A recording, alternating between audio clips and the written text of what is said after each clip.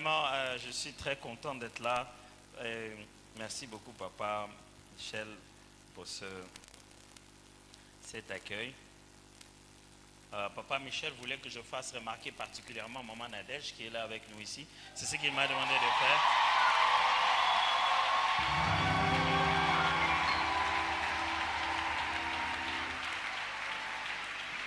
Je lui ai dit qu'elle s'était levée parmi les missionnaires, mais il ne m'a pas cru. Peut-être que tu veux venir ici pour qu'on te voie.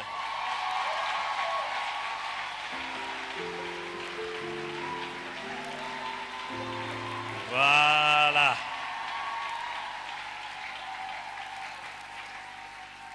Tu ne veux pas prêcher à ma place, non? Ok. Merci.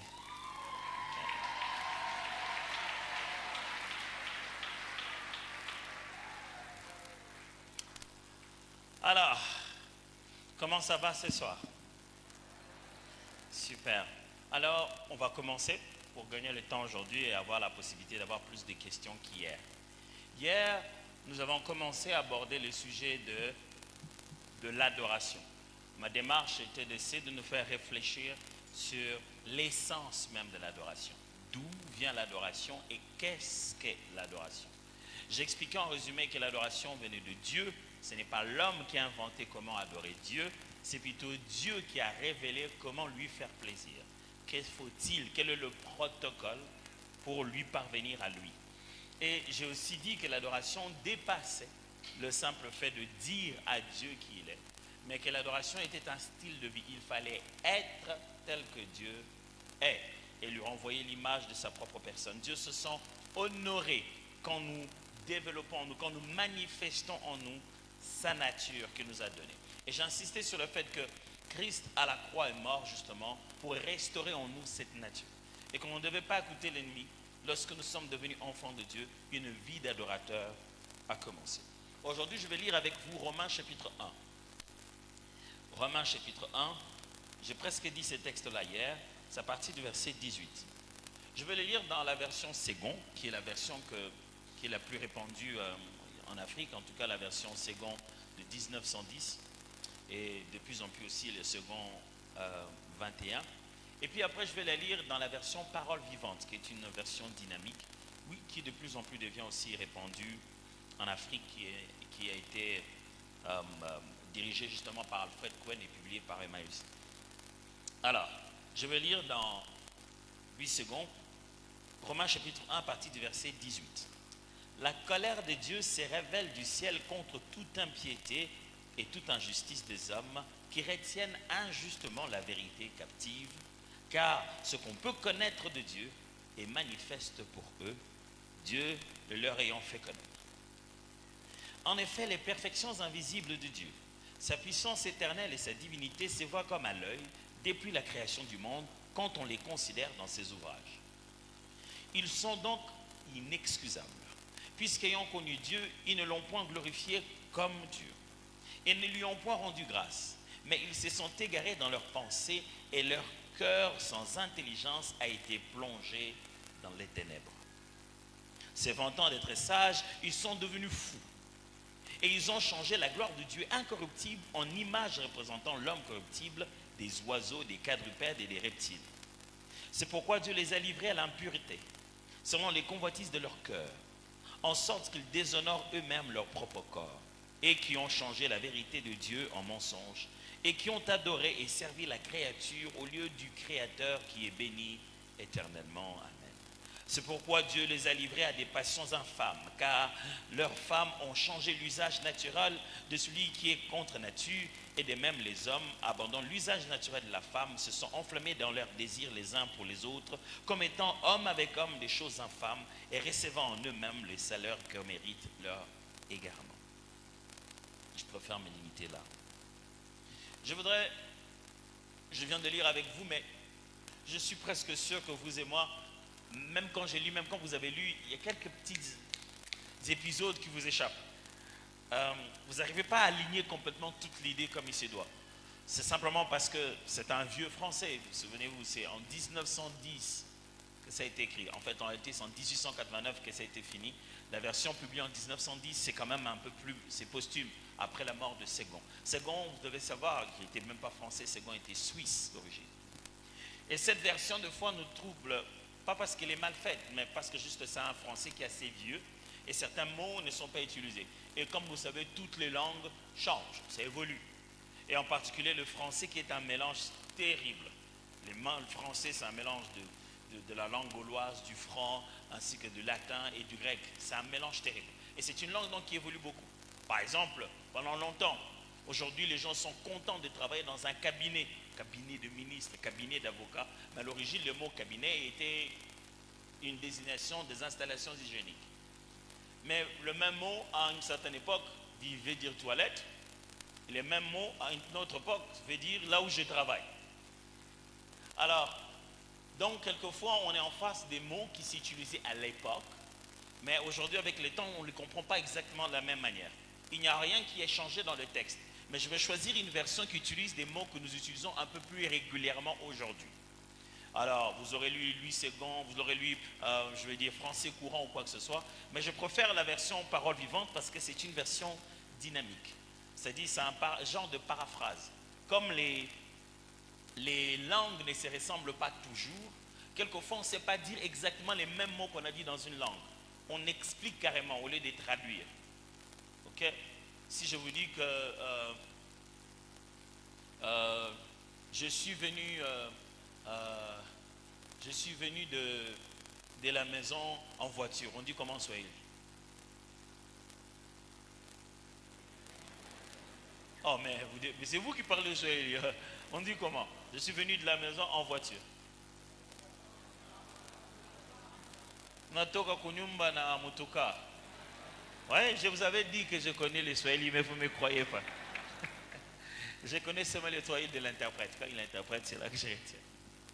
Mais alors, on tenterait de faire l'inverse. Chez nous, par exemple, quand le matin on se réveille, on trouve qu'il y a quand même le foufou qu'on devait manger hier, qu'on a mangé aujourd'hui, on appelle ça foufou et lala. Et foufou et lala en français. Quelqu'un dit bidorma. Non, on ne peut pas dire ça, franchement. Alors, vous avez des difficultés comme ça. Vous ne devez pas vous attendre à ce que dans le français, il y ait un mot pour dire directement foufou et lala. Parce que, un, ils n'ont pas le foufou. Deux, ils ne vont même pas avoir le temps de rouler le sang. Donc, du coup, chaque langue décrit les réalités qui lui sont propres. Alors, quelquefois, il arrive aussi dans la Bible comme ça, quelque chose que décrit le grec ou l'hébreu ou l'araméen n'est pas décrit dans la langue vernaculaire, dans la langue finale de traduction. Donc, on tente d'expliquer la même chose. On trouve des façons de dire pour qu'on comprenne exactement la même chose. Et des fois, ça demande plusieurs mots pour expliquer la même chose. Des fois, on a des mots, mais qui signifient plusieurs choses en même temps. Dans le même mot, mais ça signifie plusieurs choses en même temps. Par exemple, on a le mot parakletos en grec. Qui, ce mot-là, avant le grec biblique, n'existait pas dans les autres langues. C'était que dans le grec. Mais le mot signifie beaucoup de choses en même temps. Mais puisqu'on l'a utilisé dans la Bible, les autres langues, quand on traduit, on tente de vouloir le traduire. Finalement, on est tombé à se dire, bah, ok, on le prend carrément, on le garde radical, on fait une translittération. Donc, on donne un sens dans nos langues. Donc, paraclé, c'est parce qu'on a enlevé le os du grec pour que ça devienne paraclé en français. C'est simplement parce que le même mot paraclé a plus de 7 significations différentes. Consolateur, avocat, interprète. Il y a beaucoup de choses qui, dans le même mot. Et quand Jésus l'utilise, par exemple, en parlant du Saint-Esprit, ou que Jean l'utilise en parlant de Jésus, qui est notre intercesseur à la droite du Père, il utilise exactement le même mot. Donc, dans la Bible, vous trouvez Jésus paraclé, vous trouvez aussi le Saint-Esprit paraclétos. Je vous ai perdu? Ou bien vous faites juste le silence des pépés inulous? Hier, vous m'avez intimidé avec deux choses. La première des choses, c'est comment on reçoit les invités chez nous. Les rythmes là que vous avez fait, non, c'était trop bon. On va essayer ça. Comment on reçoit les invités chez nous? Ça fait comment?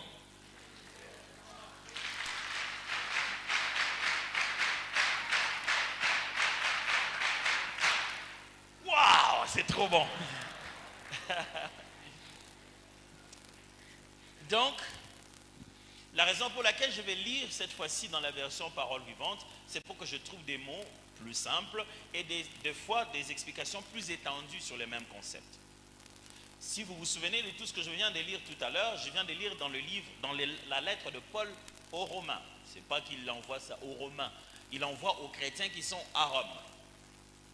Et cette lettre de Paul aux Romains, il écrit quand même dans une langue, il utilise quand même des termes plus sophistiqués. C'est la lettre la plus intellectuellement élaborée de Paul. Là, on sent que le grec qu'il utilise est beaucoup plus raffiné. Il y a beaucoup de sujets philosophiques parce qu'il sait à qui il parle. Vous savez, les Romains, ils parlent latin, pas grec. À cette période-là, avec l'arrivée des Grecs, il y a cette bataille, le peuple qui vient s'imposer sur vous s'impose aussi avec la langue. Et donc les latins, c'est la haute cour, c'est l'intelligence, c'est la philosophie. Donc quand ils doivent apprendre le grec, ils doivent apprendre aussi le bon grec, non pas le koiné qui est le grec que tout le monde parlait, dans lequel la plupart des textes de la Bible est écrit. Donc Paul écrit, là où je viens de vous parler, de lire tout à l'heure, Paul fait un grand résumé en disant simplement que les hommes ont abandonné Dieu, ils ont commencé à faire des statues, ils sont entrés dans des pratiques bizarres, et Dieu les a livrés à eux-mêmes pour qu'ils continuent dans leur péché. Pourquoi? Parce qu'ils ont vu Dieu se manifester, ils ne l'ont pas considéré comme Dieu. Ils ont préféré adorer l'homme, c'est en résumé. Mais j'aimerais utiliser chaque fois les mots de la Bible, c'est pourquoi je veux vous le lire dans Parole vivante. Verset 18, et j'aimerais qu'on puisse vraiment suivre la lecture. Je sais que des fois à l'église, quand c'est le moment de la lecture, les gens ne suivent pas, ils disent, bon, il va expliquer après. Ce n'est pas notre explication qui donne la vie, c'est la parole de Dieu qui donne la vie.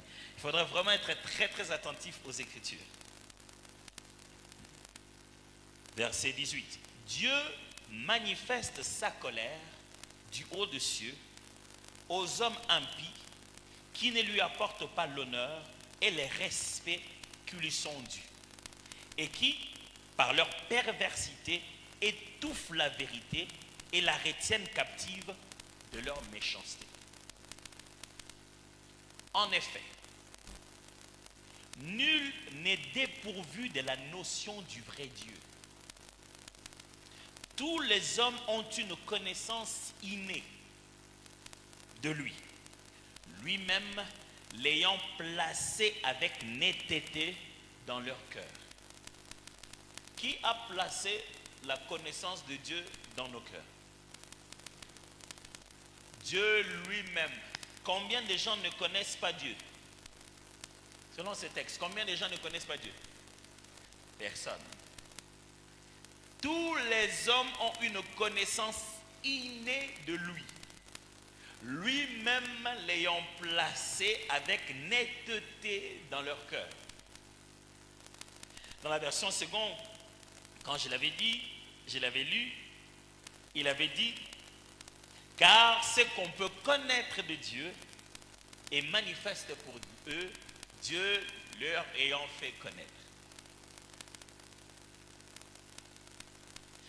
Ce texte est en train de dire qu'en réalité, même celui qui dit ne pas connaître Dieu et qu'il est athée, au fond de lui, Dieu, avant que toi tu ne puisses aller apprendre la philosophie, au moment de ta fabrication, Dieu a mis à l'intérieur une conscience, une connaissance de toi, de lui, avec netteté. Frères et sœurs, si il nous est impossible de connaître Dieu, pourquoi il va nous juger dans le dernier jour, s'il ne nous a donné aucun moyen d'être conscient de sa personne? 20. Depuis la création du monde, les œuvres de Dieu parlent à la pensée et à la conscience des hommes de ses perfections invisibles. Les œuvres de Dieu nous parlent de quoi? Des perfections invisibles de Dieu. Perfection invisible. Qu'est-ce que vous pensez de ces deux mots? Perfection invisible. Les deux mots seront concrets ou abstraits?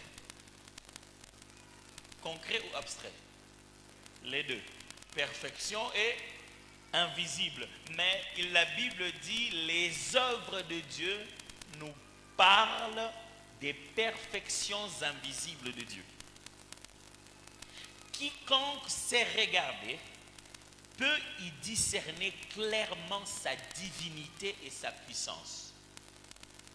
C'est-à-dire, tout celui qui regarde très bien ce que Dieu a fait peut voir que Dieu est Dieu. Et Dieu est puissant. Aussi, depuis les temps anciens, les hommes qui ont sous les yeux la terre et le ciel, et tout ce que Dieu a créé, ont connu son existence et son pouvoir éternel. Ils n'ont donc aucune excuse de dire qu'ils ne savent pas que Dieu existe. Vous voyez comment c'est très clair? Les hommes n'ont pas d'excuse de dire si Dieu existe ou pas. Paul dit, ils ont tous devant eux les œuvres de Dieu. Et ces œuvres-là font quoi? Ils révèlent son aspect abstrait. Perfection invisible, divine puissance, pouvoir éternel. Tout ce qu'on ne peut pas voir de Dieu, on peut le voir à travers ce qu'il a fait. Donc, on ne peut pas dire, puisque je ne l'ai jamais vu, donc il n'existe pas. Si vous avez vu ce qu'il a fait, c'est qu'il existe. C'est ce que Paul dit ici. Ils ont eu conscience de Dieu. Ils ont su qu'il existait. Mais ils ont refusé de l'adorer, lui, le seul digne d'adoration. Vous avez vu? Quand j'ai lu la première fois, vous n'avez pas bien entendu ça comme ça. Parce que dans le second, il a dit, puisque ayant connu Dieu, ils ne l'ont point glorifié comme Dieu. On a utilisé le mot glorifier. Et puis nous à l'église, on aime beaucoup utiliser des mots comme ça. Hein? Glorifier, élever, magnifier. Je me souviens toujours de ce frère qui entonnait au culte. Nous t'adorons Jésus. Nous t'élèvons, nous t'élèvons. Et puis je ne sais pas qu'est-ce qu'il lui a pris, il a dit, nous te magnifions.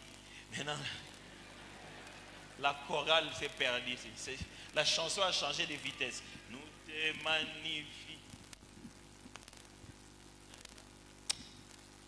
La chanson a changé de vitesse. Et puis voilà, il y a aussi ces réflexes. Dès qu'on dit bien aimé, nous allons élever le nom du Seigneur, les gens élèvent les mains. On a beaucoup de termes comme ça, on aime utiliser à l'église, dont on ne pose même plus la question. Regardez très bien ici, le mot est clair. Il dit, ils ont eu conscience de Dieu. Ils ont su qu'il existait, chose, verset 21. Mais ils ont refusé de l'adorer, lui qui est digne d'adoration. Ou même de le remercier pour ses dons. Vous vous souvenez? Second, lui, il a dit, puisqu'ayant connu Dieu, ils ne l'ont point glorifié comme Dieu et ne lui ont point rendu grâce. Mais se sont égarés dans leurs pensées et leur cœur sans intelligence a été plongé dans les ténèbres. Il dit, ils ont eu conscience de Dieu, ils ont su qu'il existait, mais ils ont refusé de l'adorer, lui le seul. Là, vous n'avez pas vu ça. Au lieu d'adorer le Dieu impérissable et glorieux, ils se sont fabriqués des idoles, images d'hommes mortels, d'oiseaux, des quadrupèdes ou des reptiles. Voilà l'objet de leur adoration. C'est pourquoi Dieu les a abandonnés à eux-mêmes, pour être le jouet des passions et des convoitises de leur cœur. Il les a laissés s'enliser dans l'immoralité, de sorte qu'ils ont avili leur propre corps. Cela leur est arrivé parce qu'ils ont délibérément troqué ce qu'ils savaient être la vérité sur Dieu contre le mensonge. Ils ont choisi d'offrir leurs hommages et leur culte à des divinités de leur invention. Ils ont servi la créature au lieu du Créateur, seul digne de louange et d'adoration dans toute éternité. Oui, cela est vrai.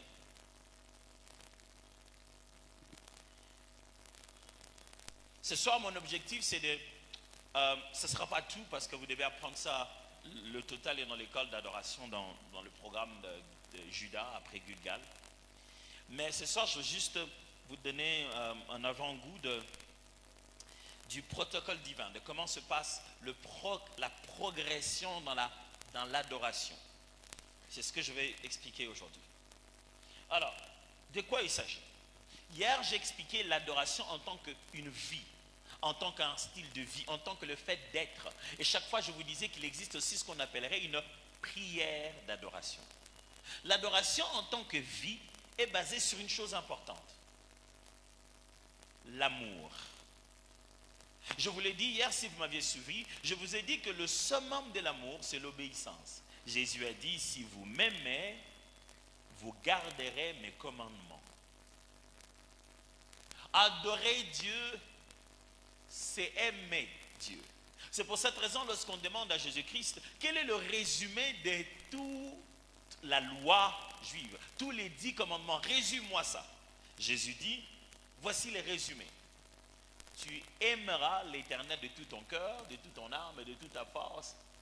Ce même texte-là dit aussi que tu l'adoreras lui seul lorsqu'il est présenté dans Exode. Et puis il dit, voici une deuxième qui lui est pareille, tu aimeras ton frère comme toi-même. Aimer Dieu est le commandement suprême, le commandement de base. Quelqu'un m'a demandé pourquoi on affirme que l'homme a été créé pour adorer. C'est là que vous êtes en train de trouver l'argument se bâtir. Dieu révèle le commandement et il prend son nom et l'adoration de son nom comme la base de tout commandement. Qu'il faudrait l'adorer lui et lui seul. Aimer Dieu, lui montrer son amour et passionnément tourner vers lui, c'est ça ce qu'on appelle l'adoration.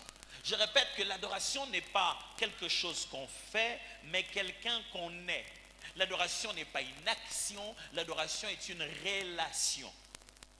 Je ne viens pas faire l'adoration et j'arrête, je suis une adoration. Je ne viens pas faire l'adoration, après 15 minutes je dis que c'est terminé. L'adoration c'est fini dans ma vie, maintenant je fais autre chose. Tout ce que tu fais, que tu parles, que tu manges, que tu te réveilles, que tu étudies, toute ta vie est une offrande à la gloire de Dieu. Et dans une relation, on ne fait pas des délestages. C'est-à-dire, le jour où je suis dit que je suis marié à ma femme, je suis son mari, c'est parti. C'est pas que quand je quitte la maison, je dis bon que j'ai fini d'être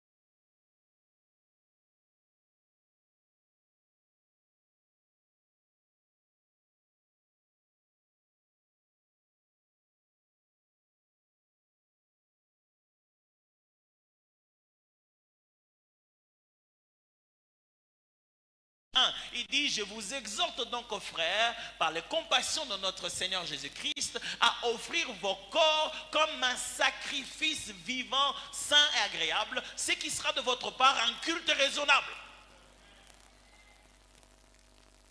Qu'est-ce qu'il demande? Qu'on offre ce qu'on est. Or, si je dis à ma femme, écoute, je t'aime, c'est bon, tu le sais, on parle d'autre chose. J'ai tenté. Au début de notre mariage, elle va se dire encore, tu fais que raconter cette histoire. Mais bon, c'est pour la gloire de Dieu. Vous n'allez pas m'intimider, c'est pour la gloire de Dieu. Je me souviens que au début de notre mariage, vraiment tout au début, 2 semaines, 3, moins d'un mois en tout cas, on est revenu de notre lune de miel, on rentre à la maison.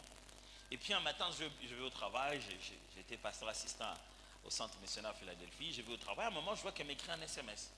Elle me dit, je te sens distant. Je dis, distant? Vous savez, il y a des choses, mes sœurs, c'est pas qu'on fait ça exprès, on ne sait pas. Vous passez toute la journée, on vous fait parler du mariage, nous on fait que nous parler du travail, on ne sait pas. Aie pitié de nous.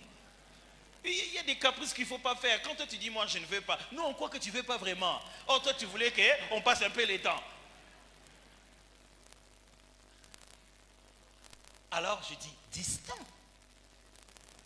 Je dis, attends, peut-être quelque chose est arrivé à ta mémoire. Tu as dormi où? À la maison. À côté de qui? Elle. Avant de partir, c'était distant de quoi? Comme j'étais en entretien, j'ai continué et tout, j'ai... Et puis j'ai dit, mais pourquoi tu dis que je suis distant? Il dit, même ce matin tu as parti, tu m'as même pas dit que tu m'aimais. Il dit, ah! Il dit, chérie, je vais venir, on va régler ça à la maison quand je vais revenir. J'ai fini le travail, je reviens le soir et tout. Je dis, on parle de tout et derrière, on arrive à un moment donné, je dis, ah, chérie, c'est quoi cette affaire où je ne t'ai pas dit que je t'aime? Oui, mais... Je dis, oh, écoute, chérie, tu dois savoir que le 29 novembre, au cathédrale de Centenaire, j'ai été dit publiquement, devant la famille, les amis, j'ai dit à tout le monde que je t'aimais. Utilise ça pour le reste de la vie. C'est-à-dire que... Ne faites pas ça chez vous. J'étais un piètre mari, je ne savais pas ce qu'elle voulait dire au début. Mais j'ai compris que même si elle sait que je l'aime, il faudrait que j'affirme, je dise, je parle, je rappelle à elle et à tous ceux qui peuvent l'entendre spirituellement que cet engagement est toujours d'actualité. Ce qui veut dire, ce n'est pas parce que je lui dis que je l'aime. Non, c'est parce que je l'aime que je lui dis que je l'aime. Vous avez compris ça? Ça signifie ceci. Ce n'est pas parce que tu parles d'adoration que tu adores. Non, c'est parce que tu es une adoration que tu parles ton adoration. Ok? Ce qui signifie que c'est ce que tu es qui est agréé avant ce que tu as. Souvenez-vous, je vous expliquais la première mention hier de Abel et Caïn. La Bible dit, l'Éternel agréa Abel et son offrande. Il n'y eut pas un regard favorable de Caïn et son offrande. Lisez les textes. Ce qui n'a pas plu à Dieu, ce n'est pas l'offrande d'abord, c'est Caïn. Après, Dieu ne s'est pas fâché contre l'offrande. Il s'est tourné contre Caïn. Il lui a dit, si tu agissais bien, tu aurais le regard. C'est pourquoi Jésus n'est pas venu chercher l'adoration. Il est venu chercher les adorateurs. Parce que vous ne pouvez pas obtenir la vraie adoration avec des faux adorateurs. Jésus n'a pas dit le Père cherche la vraie adoration. Il a dit le Père cherche les vrais adorateurs. Est-ce que ça commence à devenir clair? Revenons sur cette histoire de la maison et d'aimer ma femme et tout ça. Donc, ce n'est pas parce que j'aime ma femme qu'elle doit utiliser ce que j'ai dit le 29 novembre pour toute la vie. Chaque matin, chaque jour, à chaque occasion que j'en ai. Chérie, est-ce que j'ai dit ce matin déjà que je t'aime? Non, pas encore. Je suis parti trop tôt. Je t'aime, chérie. Je t'aime, chérie. Alors, vous écoutez tout ce qu'on dit, hein?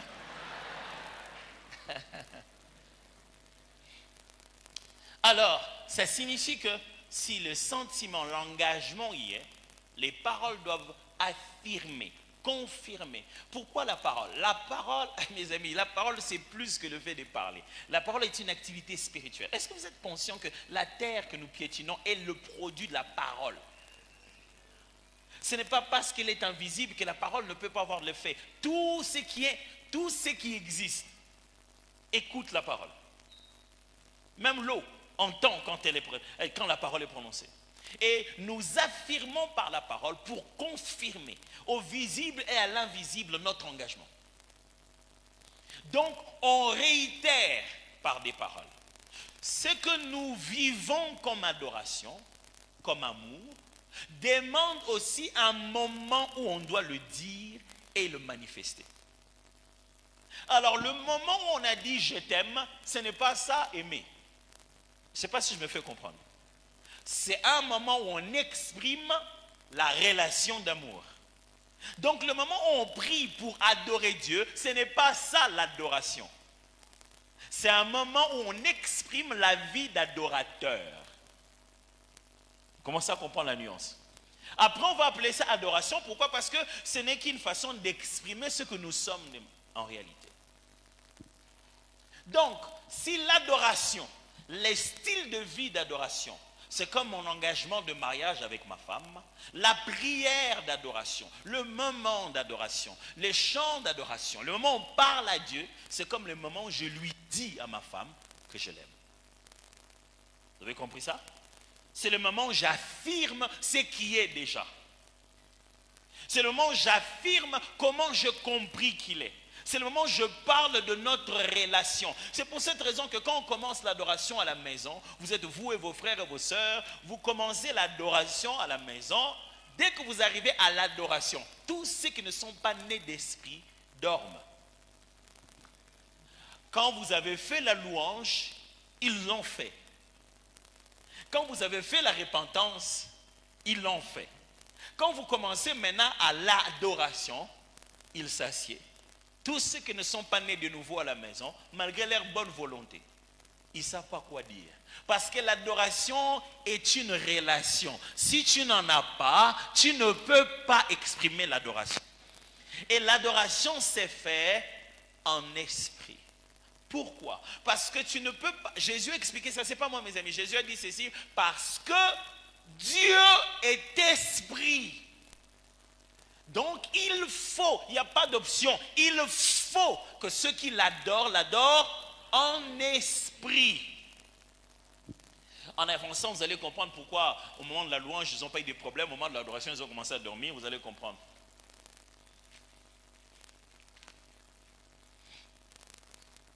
Donc, autant qu'on adore Dieu dans notre style de vie, comment on vit comme Jésus dans la crainte de Dieu, en parole et en acte et en pensée. Comment on vit en laissant tout être centré sur Dieu. Dans la crainte de Dieu, dans le respect de sa parole, dans l'amour que l'on manifeste devant les frères et sœurs. Autant il faut un moment où on s'arrête pour lui dire qui il est. Où on parle de ça, nous deux. Si tu ne le connais pas, comment tu vas parler de lui? Si tu ne sais pas à qui tu as affaire, comment tu vas parler de lui? Et ces petits moments où on parle, c'est ça qui alimente l'amour, c'est ça qui rafraîchit la relation. C'est ça qui réaffirme, c'est à ce moment-là qu'on devient tout gentil, c'est ce moment-là qu'on réaffirme l'engagement, c'est bien. Et Dieu aime nous entendre faire ça, nous arrêter et venir lui dire combien on l'aime. Maintenant, le problème est celui-ci. Tous les êtres humains sur la terre n'ont pas la même forme de relation avec Dieu. J'aime quand papa Si Talum a fait la différence dans les affermissements, il parle de la communion et de la relation.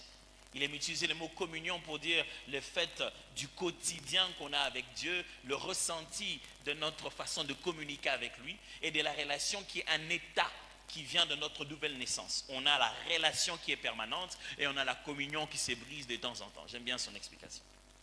Mais en fait, au quotidien, tout le monde, vous le savez mieux, n'est pas enfant de Dieu, même si tout le monde est créature de Dieu. Mais même au niveau de créature, ce qu'on peut connaître de Dieu, Dieu a déjà mis ça dans la tête de toute la création. Est-ce que vous me suivez toujours? Pourquoi? Parce que Dieu n'a pas créé la création au premier jour pour qu'on attende la croix de Golgotha. L'adoration, je vous l'ai dit depuis, l'adoration n'est pas chrétienne, elle est divine. On a commencé à adorer Dieu avant la croix. Ça va? Ça ne vient pas avec la foi chrétienne, ça vient avec la foi en Dieu. C'est pourquoi même nous, on n'a pas la foi chrétienne, on a la foi d'Abraham. C'est un point de départ. La foi chrétienne, c'est une façon de parler seulement. Nous avons la foi en Christ, à travers la révélation de Christ. Mais Christ qui est en réalité la manifestation d'Isaac. Alors, bien avant, l'adoration existait déjà. Et nous devons savoir que Dieu a placé cette chose-là, la conscience de lui, dans toute sa création. Dieu, ce n'est pas l'Église qui doit adorer Dieu, c'est toute la création. L'adoration n'était pas l'exclusivité d'une assemblée, c'est tout ce que Dieu a donné vie. C'est ça, il voulait que toute la création, toute l'humanité l'adore. Alors il a placé dans chacun d'entre nous quelque chose qui nous rappelle que nous ne sommes pas créés nous-mêmes. Quelqu'un à la base est la cause de ce que nous sommes. Chacun tente de donner un nom à ça. Certains créent même beaucoup de dieux. Étienne l'explique très bien dans Actes des Apôtres. Il a dit, pendant longtemps, Dieu a permis au monde entier de le chercher avec tâtonnement. Le monde entier, pas Israël seulement, nous partout dans le monde entier, puisqu'il y a cette envie, ce désir réel de rentrer vers son Créateur, chacun a tenté des routes différentes. Alors il dit, il a plu à Dieu, maintenant lui, de nous visiter, de se manifester par son Fils. Parce qu'il a vu qu'on a trop tenté de le voir, on n'arrive pas à le voir, lui-même se manifester à nous.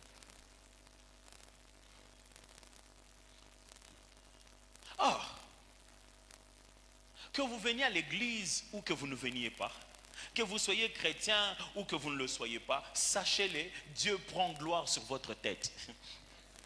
Je suis désolé.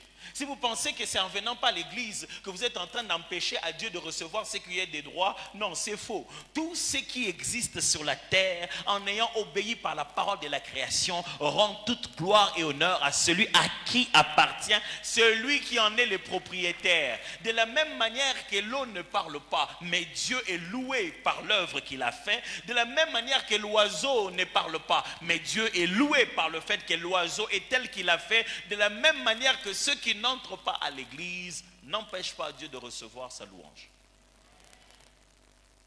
Mais ça veut dire quoi? Ok. Il y a beaucoup d'étapes. Aujourd'hui, je vais vous les résumer juste en quelques 3, 4, 5.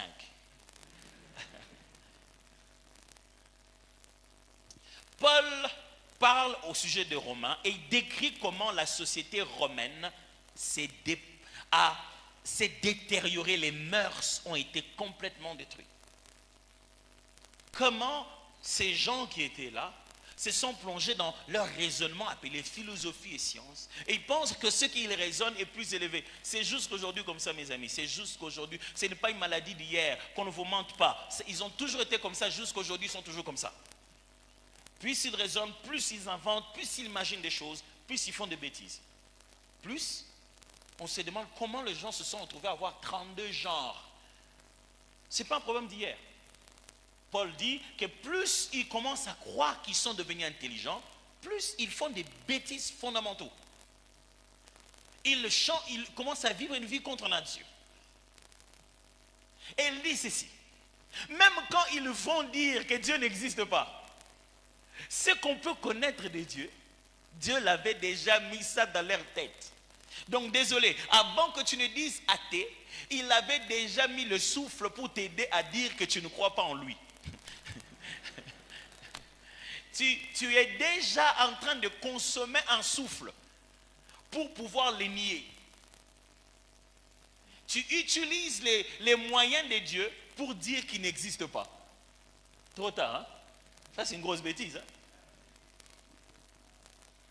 C'est ce que la Bible dit. À l'intérieur de chacun, il a mis cette conscience de la transcendance. Cette conscience que la vie n'est pas que ça. Et on devrait venir de quelque part. Et c'est certainement le Créateur, Dieu, notre Seigneur. Et il dit ceci. Ils ont su qu'il est Dieu. Mais ils ne l'ont pas adoré comme Dieu. Et il dit, ils ne l'ont pas aussi rendu grâce. Vous avez suivi ces deux choses-là. Parole vivante dit, ils ne l'ont pas adoré comme Dieu, lui qui est digne d'adoration, et ne l'ont pas remercié à cause de ses dons. Voilà comment ça se passe. Désolé. Attention, prêt. Au point de départ, lorsque Dieu se révèle à nous, le premier point de départ, n'oubliez pas, je ne suis pas dans le style de vie ici aujourd'hui, quoique tout ce que je vous apprends sont aussi des styles de vie. Je suis ici dans la prière, dans l'expression. Je ne suis pas dans le fait d'être marié, je suis dans le jour de dire je t'aime. Comprenez? Le premier point de départ du culte, ça s'appelle la contemplation. Suivez le rythme. La contemplation alimente les actions de grâce. Les actions de grâce alimentent la louange. La louange alimente l'adoration. Et l'adoration alimente la consécration. Je vais reprendre là-bas. La contemplation alimente les actions de grâce. Qu'est-ce que c'est que la contemplation? La contemplation, c'est l'observation attentive des œuvres qui sont présentées devant nous. Le psalmiste dit, si je contemple les cieux, l'ouvrage de tes mains, je contemple la terre, il dit, mon âme est exaltée pour te louer. Mes frères, il ne faut pas insister aux gens à l'église quand ils ne prient pas. C'est qu'ils n'ont pas assez de temps de se souvenir. Qu'est-ce qui pousse les gens? Des fois, moi, les musiciens sont en train de jouer, puis ils trouvent que les gens adorent. Ils disent, arrêtez, arrêtez un peu. Bien aimé, j'ai l'impression que vous ne comprenez pas. C'est Dieu-là. C'est pour cette raison que les modérateurs, maintenant, sont obligés de nous raconter un film d'horreur pour qu'on adore. Ils nous font un peu peur. Il dit, bien aimé, combien sont passés là-bas, ils ont été tamponnés. Tu te dis, oui, attention, attention. Il y a beaucoup de gens avec qui on a dormi aujourd'hui qui ne se sont pas réveillés. Bien aimé, il faut adorer. Dire, oui, il faut adorer parce que je ne veux pas ne pas dormir, me réveiller demain. Vraiment.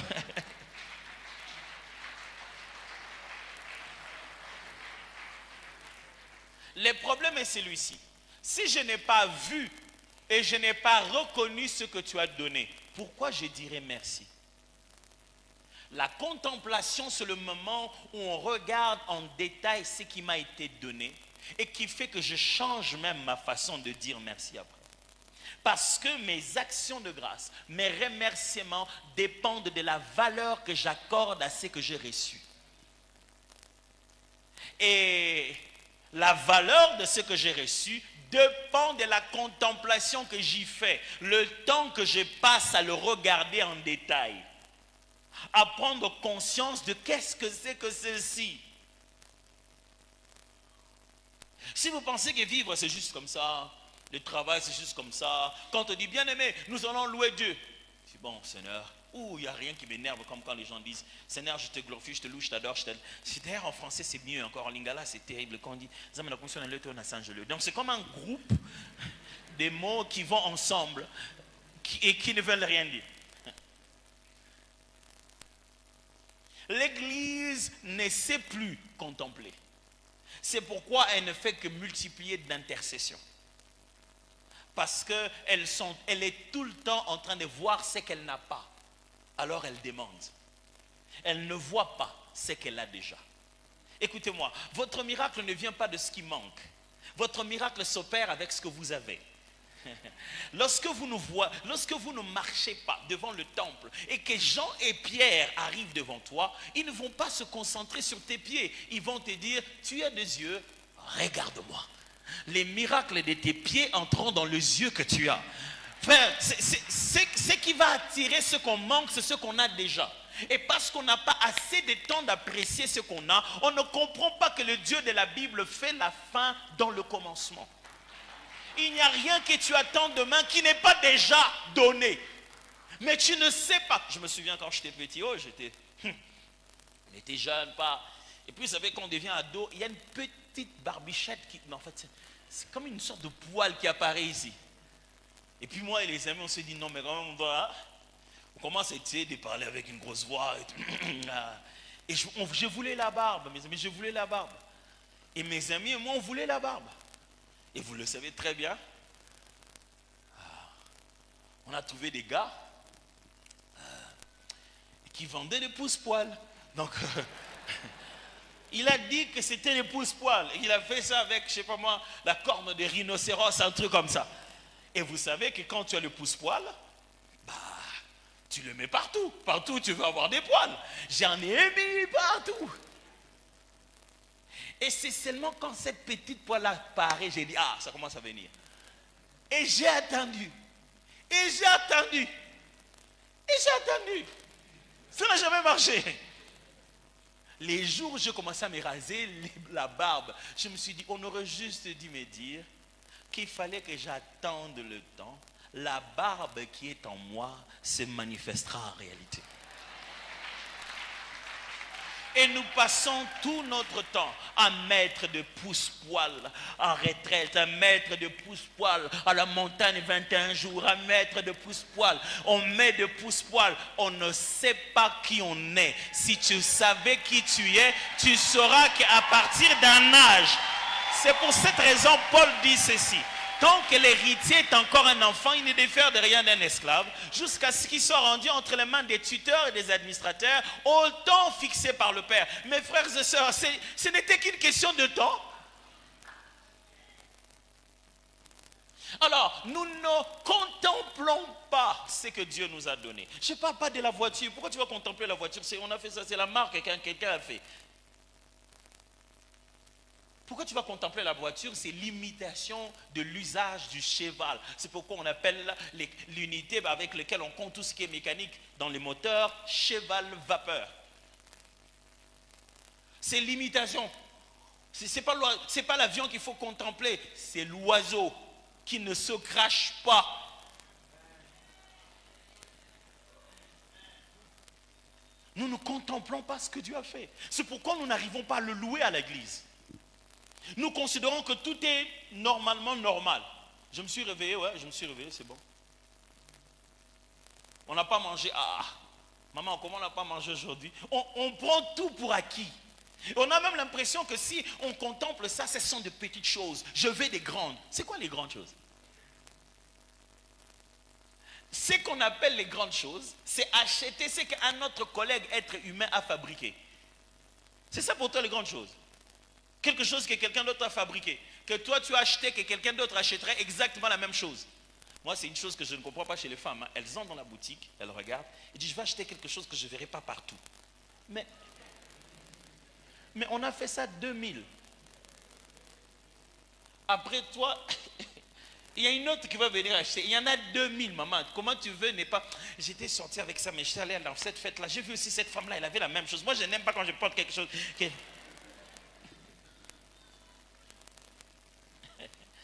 Je dis ça, je dis rien. Frères et sœurs, nous ne savons pas contempler les merveilles de Dieu. Les simples choses. Vous savez, si Dieu pensait que sa divinité est dans les miracles, il les ferait chaque matin. Les miracles ne sont que des réparations des dommages collatéraux que l'homme a fait à la nature. La chose la plus puissante, c'est la création de la chose à la base, pas sa réparation. Vous avez déjà vu un mécanicien inventer une voiture? Il fait que réparer, non? Qu'est-ce qui est la plus grande chose? C'est l'invention de la voiture ou sa réparation? Le réparateur doit attendre que l'inventeur invente. Sinon, il n'a pas de boulot. Dieu ne se considère pas Dieu quand il a juste réparé un bras qui ne marchait plus ou un truc. Non, non. Il se considère Dieu parce qu'à la base, personne n'a eu l'idée du bras. C'est lui qui l'a fait. Et nous, ça, on met de côté. Je dis non, mais ça, c'est rien. Est-ce que tu as déjà jeûné pendant longtemps? C'est là que tu te rendras compte que les boucaries là, qu'on néglige, c'est bon. L'odeur. Tu sais, quand tu jeûnes pendant longtemps, tu bois l'eau, tu te dis, hé, l'eau c'est bon comme ça.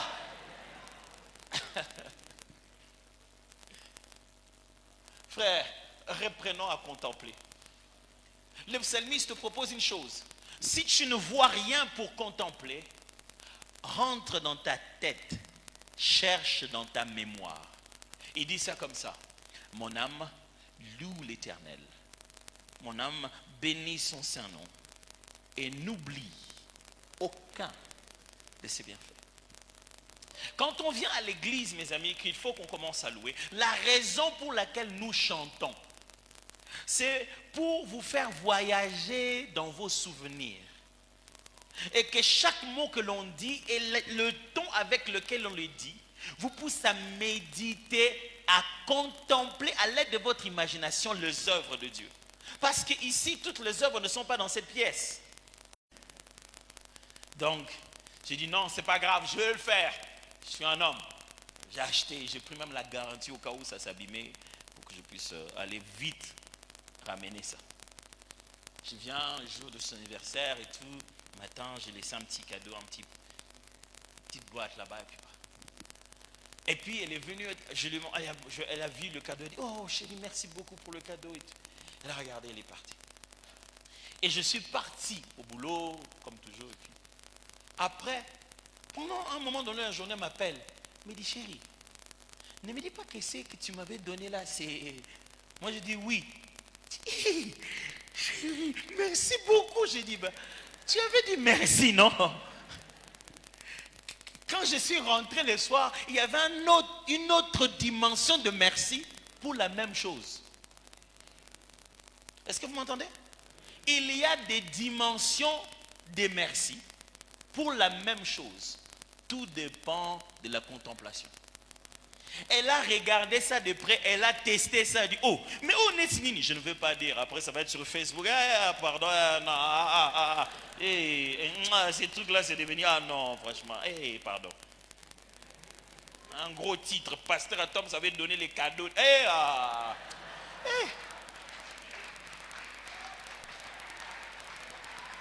je sais que vous attendiez que je dise, je ne vais pas dire, Quand elle a regardé ça de près, elle dit, mais oh, mais c'est ça. J'ai dit, oui, moi comme un grand garçon, je me suis dit, ouais, mais bien sûr, attends chérie, tu le mérites. Voilà, tu sais. Je fais les grands garçons, j'ai un peu comme oublié que c'était tout mon salaire qui est passé, mais je disais... La façon dont elle m'a dit merci après, ce n'était pas de l'ingratitude, c'était de l'ignorance. L'ignorance qu'elle avait de ce qu'elle a reçu a diminué le taux de l'impact de sa gratitude. Elle était reconnaissante. Elle a trouvé un bon cadeau. Elle a dit merci. Elle était sincère. Mais quand elle a compris la valeur du cadeau, non, elle a changé de remerciement. C'est pourquoi quand on dit remercions Dieu pour ce que Jésus a fait à la croix, on est en train de tâtonner. Oh Seigneur, merci pour ce que tu as fait à la croix. Tu sais ce qui s'est passé réellement à la croix de Golgotha.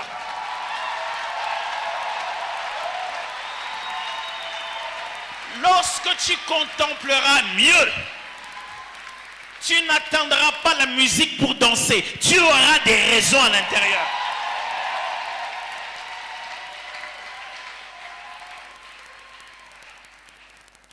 On ne passe pas le temps à contempler. On passe notre temps à regarder l'église. Qu'est-ce que tu veux voir encore? Là-bas, on a dit, je n'aime point le monde ni les choses du monde. Là-bas, on a dit, je n'aime point le monde ni les choses du monde. Aumônerie universitaire protestante, Pépé Inilou, thème de l'année 2025. Tu vois ça tous les jours. Et tu connais tous les musiciens de l'église et les sœurs qui sont là. Quand on dit on veut prier, pourquoi tu nous regardes encore nous? Est-ce que tu n'es pas censé chercher dans ta mémoire? Écoutez-moi, ce n'est pas parce que la prière est en esprit qu'elle n'est pas intellectuelle. Ce n'est pas parce que la prière est en esprit qu'elle ne sollicite pas ton intelligence. Tu dois l'élaborer. Tu dois puiser dans la mémoire, a dit David. Contemple. Mon frère, reste un moment. Contemple tes parents. Et tu rendras grâce à Dieu autrement pour eux. Reste un moment, contemple ta femme et tu béniras Dieu de la voir. Reste un moment, contemple ton mari, tu prieras différent. Reste un moment, contemple des enfants. Tu sais, moi, il y a des jours, je regarde mes enfants, je dis, wow. C'est-à-dire que moi, Nangaba Oyo, comme papa, comment je peux fabriquer des êtres?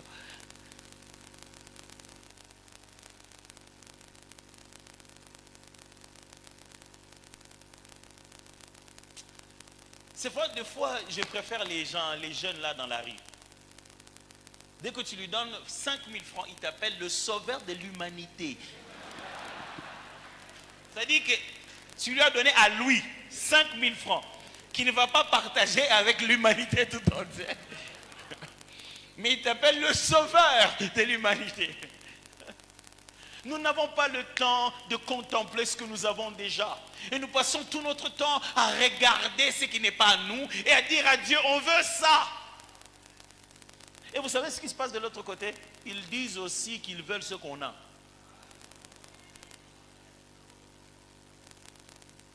Est-ce que tu prends le temps de contempler ce que Dieu a fait pour toi? Regarde ton parcours. Oh Seigneur, je n'ai pas de boulot, mon Dieu, ne me laisse pas comme ça. À partir de quel moment tu parles de laisser comme ça? Tu te souviens du premier Minerval, comment tu l'as payé? Et tu as fini, non? Tu as fini comment? Il t'a laissé, il t'a abandonné. Comment il va t'abandonner maintenant? Écoute-moi. La meilleure façon d'obtenir l'exaucement de ton sujet de prière présent, c'est de reconnaître le fait qu'il a exaucé hier. On ne vient pas chez Dieu en disant, Dieu, vraiment il faut que tu m'exauces, je ne sais pas ce qui va se passer. Non, on vient comment en disant, on vient plutôt chez Dieu en disant, toi qui exauces les prières, toutes les âmes viendront vers toi. On lui dit déjà qu'on sait que ce sont des choses que tu fais.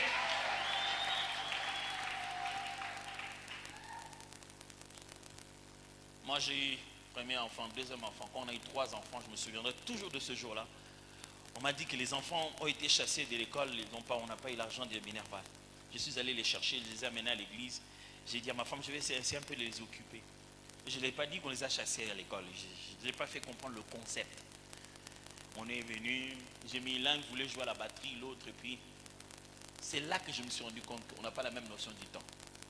Après 5 minutes, ils m'ont dit, papa, on a fini, on est fatigué. Je vais tenir jusqu'à 13 heures. Vous avez déjà 5 minutes là, vous avez fait que 5 minutes, je dis on est fatigué. J'ai dit, je vais faire quoi avec eux dans les 5 minutes? Dans les restes des temps ici jusqu'à ce que l'heure de l'école finisse. Et puis j'ai dit, mais notre papa il nous a 13. Comment il a payé les Minerval de chacun d'entre nous? Qu'est-ce qu'il faisait? Mon père me disait toujours, ne me demande pas l'argent de Minerval le matin avant de sortir. Moi je ne comprenais pas le sens. J'ai dit, si tu l'avais le soir, quand je le demande le matin, qu'est-ce que tu fais la nuit?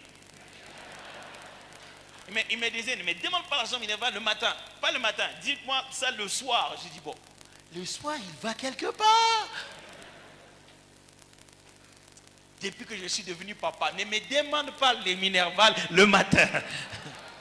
Demande-moi le soir. Parce que je vais passer toute la nuit à tourner ça en boucle, avoir les plans A, les plans B, les plans C. Le matin, je sors quand même avec un projet clair. Si le matin, pendant que j'avais déjà imaginé par où aller, toi tu m'ajoutes encore quelque chose, c'est énerve. Mais c'est quand je suis devenu père que j'ai compris certaines choses. Mes frères et sœurs, Prenez le temps de contempler. Regardez votre maman. Elle n'est peut-être pas la plus belle au monde, mais c'est elle qui a produit la belle fille que tu es.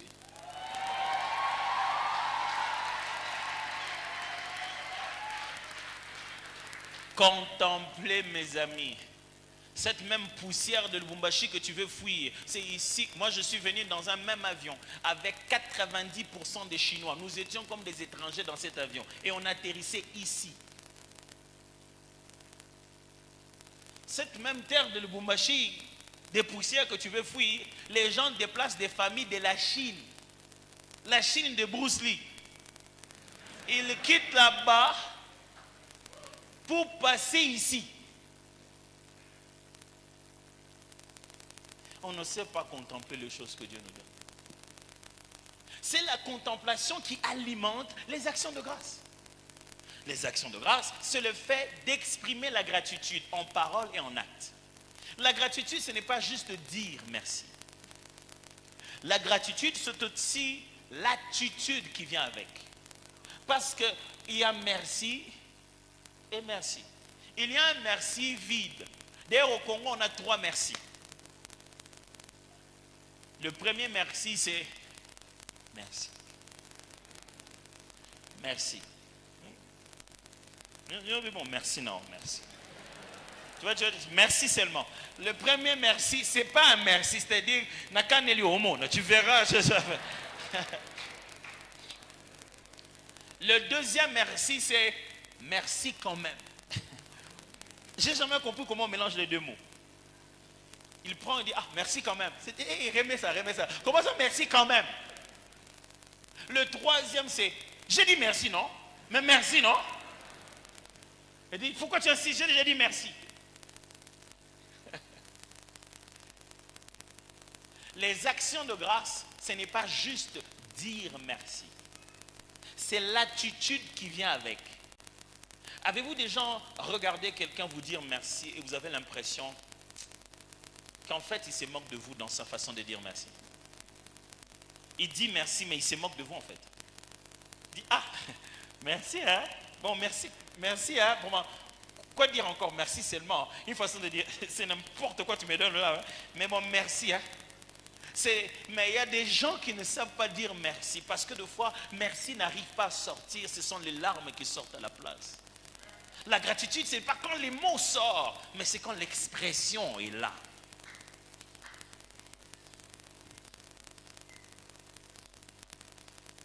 Merci. Est-ce que vous savez dire merci? Et c'est ce que Paul dit ici. Les Romains ne savaient même pas rendre grâce. Dieu a placé ça dans leur tête. Ils ont les preuves que Dieu existe, mais ils ne savent pas lui dire merci. Est-ce que vous savez dire merci? Non, je ne dis pas merci à Dieu, je dis merci aux hommes. Si vous ne savez pas dire merci aux hommes, vous ne pourrez pas dire merci à Dieu. Le meilleur lieu d'entraînement de gratitude, c'est entre nous. De la même manière que Jean entend de dire, si tu n'aimes pas ton frère que tu vois, comment peux-tu dire que tu aimes Dieu que tu ne vois pas? De la même manière, le principe va aussi. Si tu ne sais pas dire merci à un être humain qui t'a amené le matériel, comment pourrais-tu dire merci à un Dieu invisible qui te donne même des choses de foi que tu ne vois pas? Je ne comprends pas comment tu es là dans la louange en train de dire merci, pendant que c'est moi qui t'ai donné cette chaise et tu n'as même pas dit merci. Pendant que c'est moi le protocole qui t'ai montré comme ça pour t'asseoir et tu m'as regardé de la tête aux pieds comme si c'était une machine de scannage pour vérifier si j'avais un cancer. Ah oui. Regardez comment les adorateurs qui sont venus en adoration traitent les protocoles. On lui montre la place, il regarde d'abord la place. Donc on lui montre, il ne regarde même pas. Mais mon frère, hey, est-ce que tu sais dire merci? Un jour, une dame m'a dit une phrase qui m'a beaucoup changé. Elle m'a dit, attends, prends l'habitude de dire merci de la même manière que tu as demandé.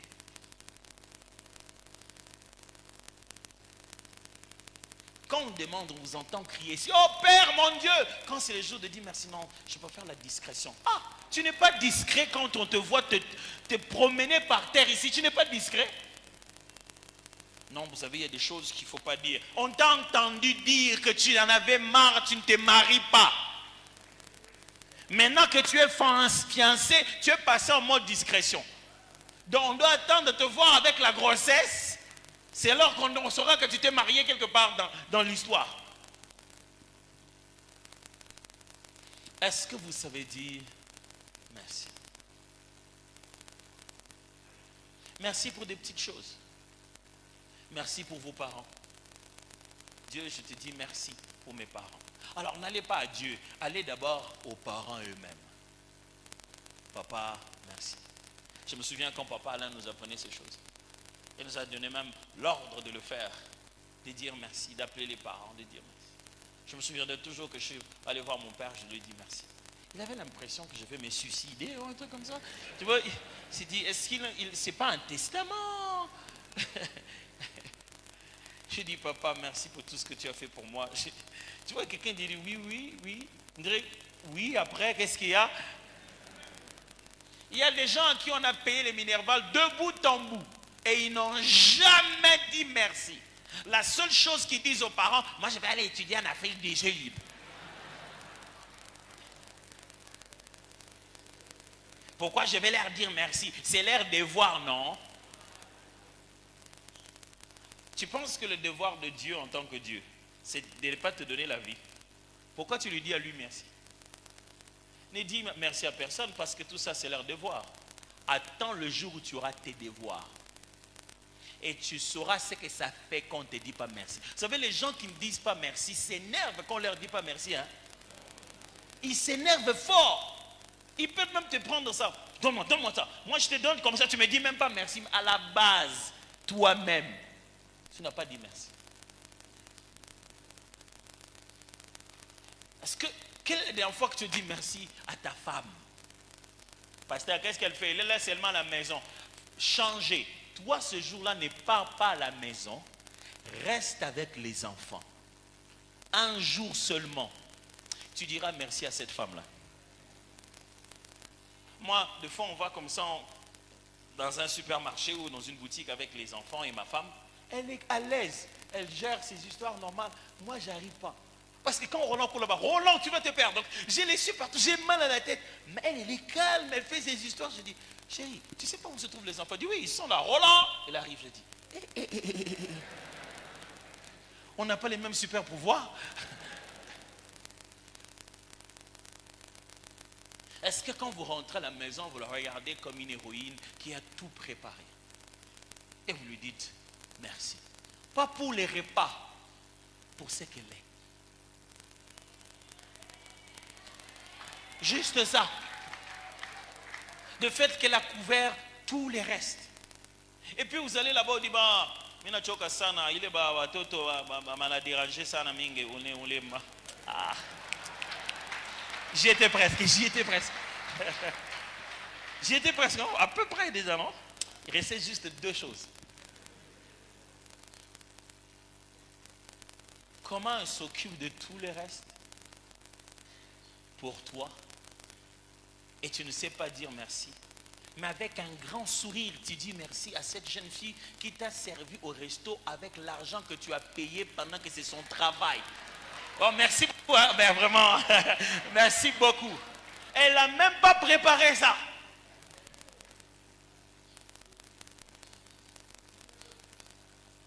Est-ce que tu sais dire merci à ton mari sans savoir comment il a fait pour t'obtenir ça? Au lieu que quand il t'a fait un cadeau, tu lui demandes, tu as acheté ça où? Ah! Les mamans, si vous ne saviez pas cette question-là, il ne faut plus jamais nous la poser. Quand une femme te pose la question, tu as acheté ça où? La prochaine chose, c'est de te dire, non, mais à cas ça passait moins cher. Moi, j'ai acheté, prends ce que j'ai acheté. Oh non, mais à cas ça passait moins cher. Tu aurais pu acheter ça moins. Je n'étais pas acheté ça pour chercher les moins chers. J'étais acheté les plus chers pour montrer combien tu es cher.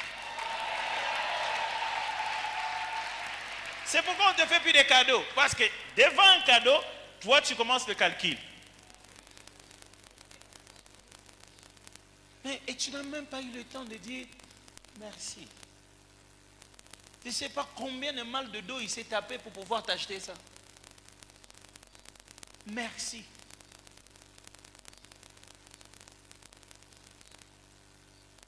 On ne sait même pas dire merci aux travailleurs qui travaillent chez nous à la maison. Si on regarde les salaires qu'on leur paye et le travail qu'ils font, ah non, il n'y a pas photo les amis. Ils font au-delà du salaire qu'on leur donne. Ils ont finalement commencé même à aimer nos enfants plus que nous. Mais la seule chose que tu trouves à lui dire, ah, maman Nani,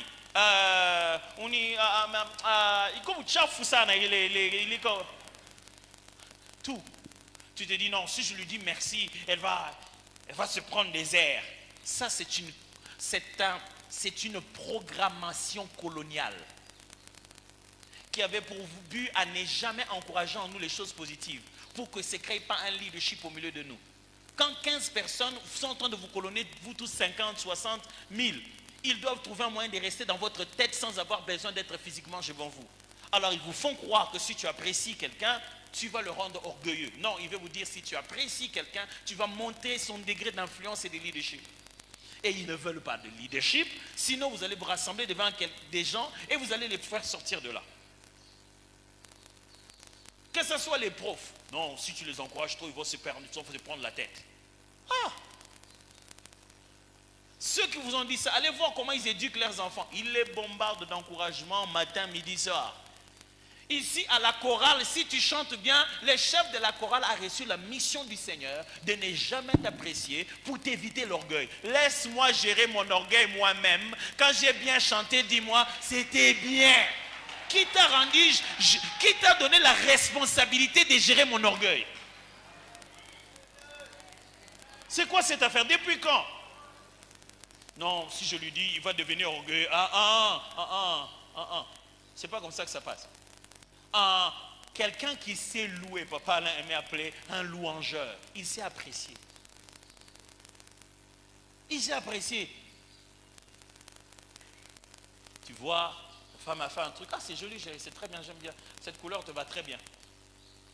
Surtout les femmes, quand elles savent qu'elle-même, elle a déjà fait quelque chose de nouveau. Elle va promener ça d'abord, sans jamais te dire qu'elle l'a fait. Et puis quand tu ne constates pas, elle commence à se fâcher petit à petit. Petit à petit. Et puis à un moment donné, elle dit, donc tu ne vois rien. C'est là que tu te dis, hé Seigneur Jésus, quelle est la contemplation que j'ai manquée dans la journée déjà? Mais alors, si tu sais dire merci aux hommes, tu sauras très bien comment dire merci à Dieu. Tu es arrivé à dire merci à Dieu parce que tu as contemplé très bien ce qu'il a fait. Si tu commences à dire merci à Dieu, tu passes à la prochaine chose qu'on appelle la louange. La louange, ce n'est pas des actions de grâce. Les actions de grâce sont la porte d'entrée de la louange. On dit merci. Mais on dit merci pour quoi? Il y a des attributs de Dieu qui sont liés non pas à son état réel, mais à ses actions. Je vais appeler ça des épithètes si vous voulez. Mais ce sont des qualificatifs de Dieu qui sont liés à son action.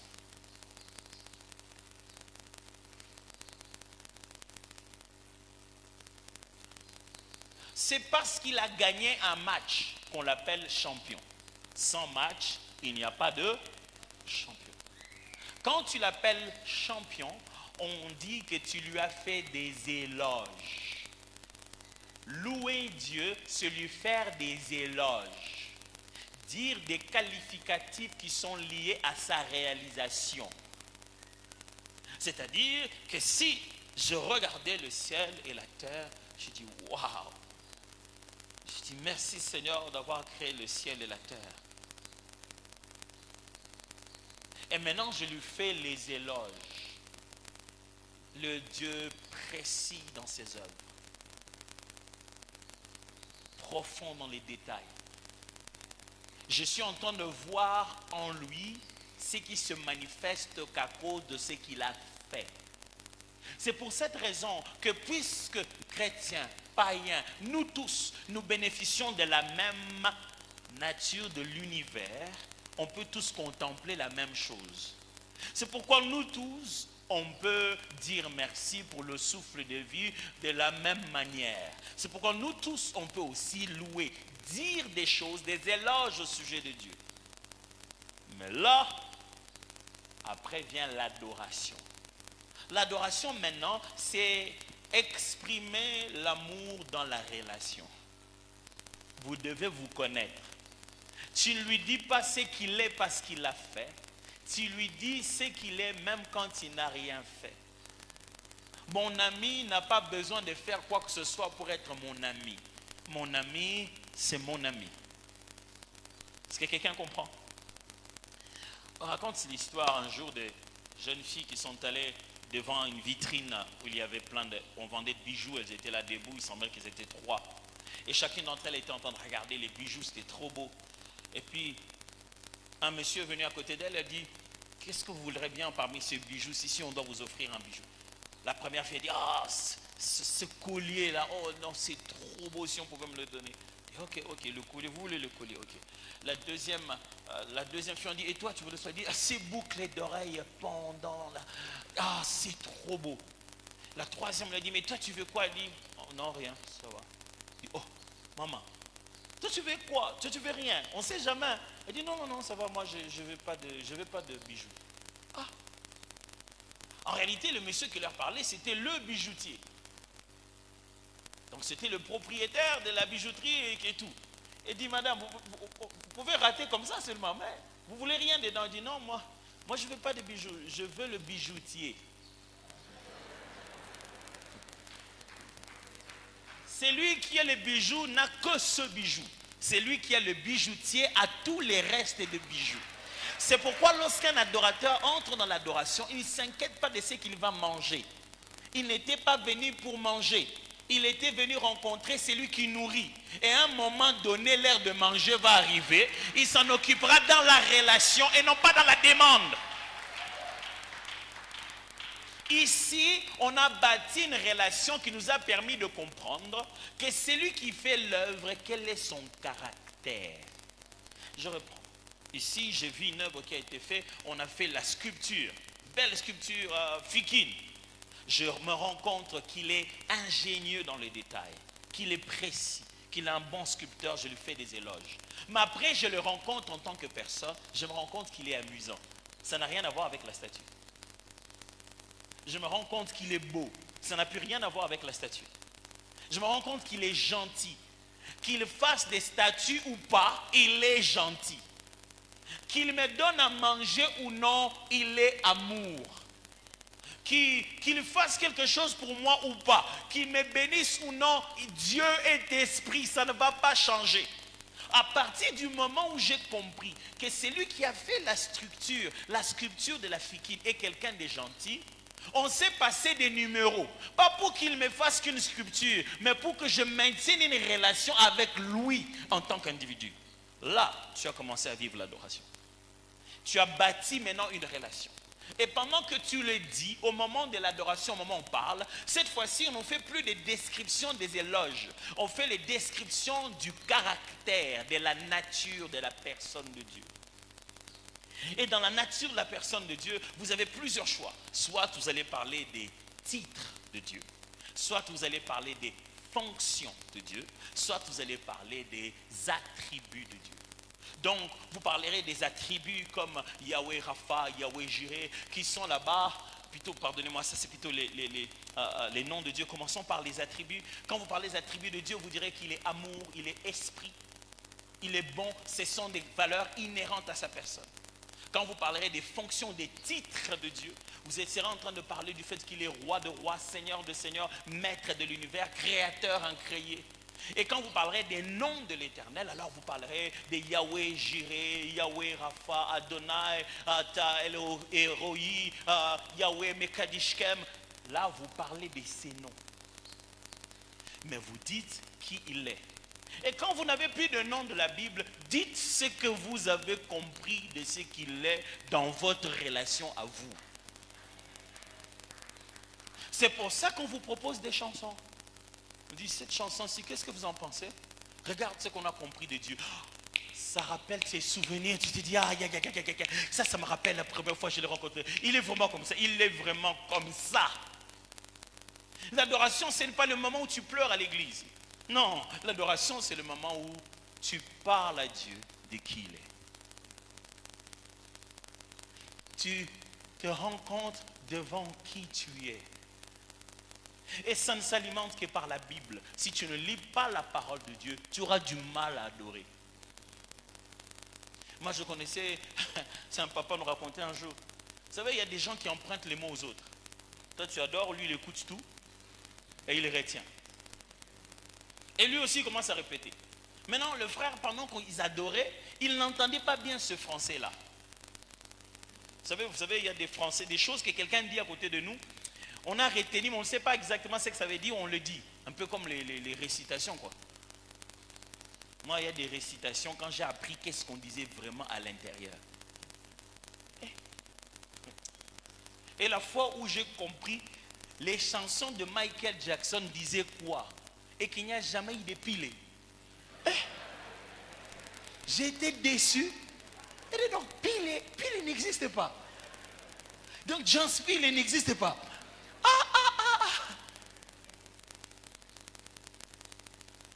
Et ce jour-là, malheureusement, on a demandé aux frères de prier à haute voix. On a juste entendu dire, des nage en âge, Dieu tu es. Même il y a que je l'ai dit, il y a d'autres qui n'ont même pas compris ce que j'ai dit. Parce qu'en réalité, c'est d'âge en âge. Mais lui, il a dit, des nages en âge, tu es Dieu.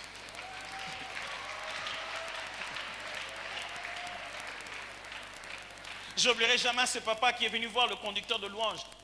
Chose vraie, c'est le conducteur de louange lui-même qui m'en a parlé. Il est venu, il a dit, mais mon frère, la chanson là, cette chanson-là me touche beaucoup. Je dis, quelle chanson? Ici, il faut me donner les paroles. Vous n'avez pas chanté ça aujourd'hui. Mais quelle chanson, papa? Je ne sais pas. La chanson que vous chantez, Lucifer, abandonné de tout.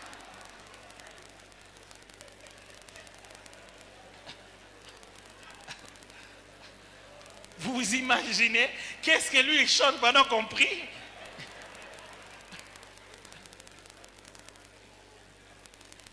Et je connaissais un frère qui avait l'habitude de nous intimider comme ça. Quand c'est l'heure de l'adoration, on dit, est-ce que quelqu'un peut élever la voix pour adorer? Nous tous, on savait que c'est lui. Il avait mémorisé la liste de noms de Dieu qu'il y avait dans les calendriers des CFMC. Donc dès qu'il s'élève, il s'élève comme ça. Oh Dieu, je t'adore. Ça commence. Tu es Jéhovah Rapha, Jéhovah Jireh. Tu es Jéhovah Shalom, Jéhovah Nissi. Oh El Rapha. Il commence à citer chaque liste. L'adoration, ce n'est pas citer la liste.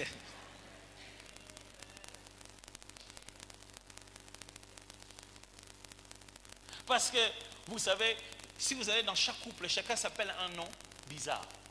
Vous voyez, un papa grand, géant, élevé, quand sa femme le passe là-bas, il appelle mon petit bébé.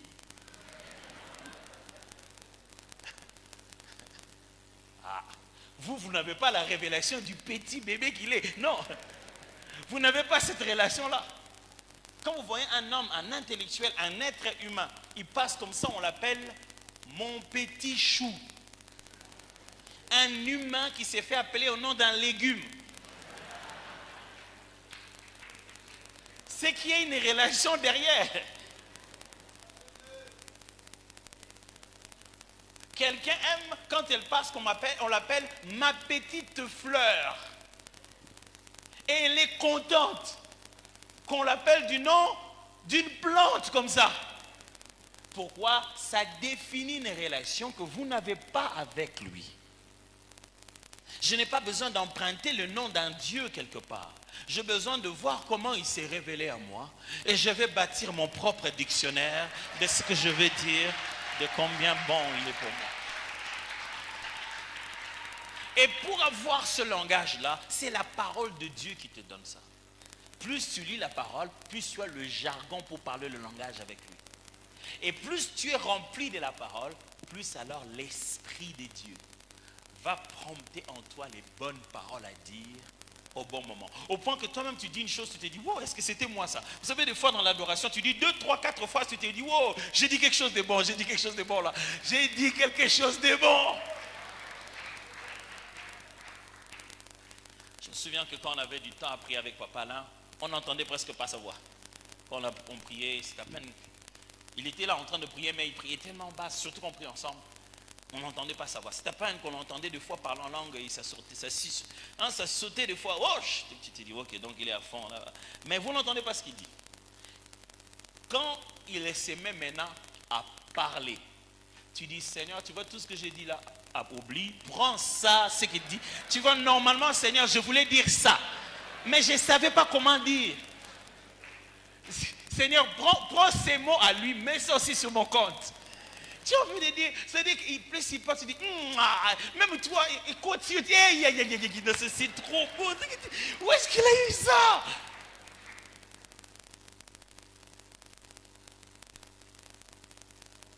Mais le secret, c'est quoi? Une fois, il m'a demandé d'aller prêcher à sa place. Et je n'avais pas de Bible parce que j'étais à l'INA ce jour-là. Je n'avais pas prévu ça. Alors, il m'a envoyé sa Bible par son chauffeur. Il m'a dit, ok, prends la Bible, comme ça, comme tu ne seras pas rentré à la maison, tu vas directement le prêcher. Et sa Bible, j'ai jamais vu une Bible aussi désordonnée. Sa Bible, on avait assuré, on avait souligné par-ci, par-là. Dans sa Bible, il parlait aux gens de la Bible. Dans un coin, il dit, frère Paul, on dirait que tu n'es pas humble. Il parle avec la Bible carrément. J'ai dit, mais c'est quelle Bible comme ça? Et alors, il m'a dit une phrase, il a dit, lis la Bible comme quelqu'un qui a perdu quelque chose dedans et que tu es en train de chercher. Écoutez-moi, mes frères, ce ne sont pas des cantiques qui nous manquent. C'est la connaissance de la parole qui ne grandit pas.